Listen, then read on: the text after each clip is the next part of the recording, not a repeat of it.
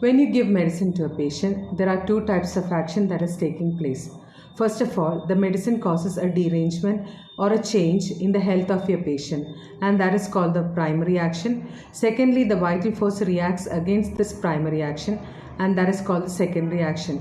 Let me explain this concept a little more further. So, let me start explaining with primary action. The primary action is the change produced by the medicine on the health of your patient. This change is caused by the action of two factors. First one is your medicine and the other is your patient's vital force. Though it is caused by these two factors, here we find that the medicine is powerful and the vital force is passive. The primary action lasts for a longer or a shorter period. Primary action produced by a homeopathic medicine may only be noticed by a really attentive observer. After the primary action, the vital force rouses itself and then comes the secondary action. In secondary action, what we observe are the changes produced by the vital force. It is of two types. One is the secondary counteraction and the other is the secondary curative action. Now the secondary counteraction, here like I told you, we find the reaction of the vital force bringing about a change in the health of the patient. How does the vital force act here? It acts in a completely opposite manner of the primary action. The mode of action seen in antipathic or palliative treatment is secondary counteraction. I will be explaining more on this method of treatment, so please stay with me till the end of the video. In secondary curative action, we find the reaction of the vital force bringing about the change in the health of the patient, same like the other. So what's the big difference here? Here, the vital force acts to bring an end to the medicinal force and brings back the normal state of the patient. It does not act in an opposite manner. This mode of action is seen in homeopathic treatment.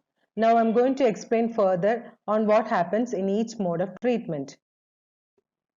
I have already told you that secondary counteraction is seen in antipathic or palliative mode of treatment.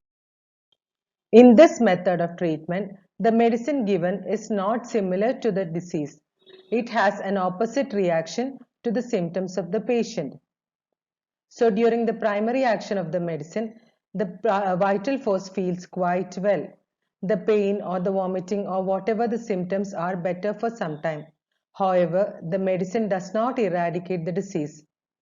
During the secondary action, the vital force opposes with counteraction and the disease gains in strength. So the patient is left in a much worse state than before. So you see that in secondary counteraction, it is due to the antagonistically acting vital force.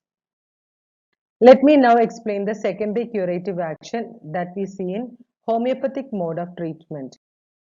In homeopathic mode of treatment, the medicine given to the patient is similar to the disease. During primary action, the vital force is passive. The medicine produces artificial medicinal disease which overpowers the natural disease. Now the primary action of homeopathic medicines may be noticed only by really attentive observers. During the secondary action, the vital force brings an end to the medicinal disease and has to exert very little power in this. So the patient is now cured.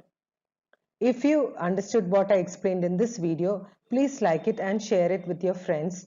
If you are a homeopathic student or a practitioner looking to get settled in your clinical practice, follow Virtual Homeopathy.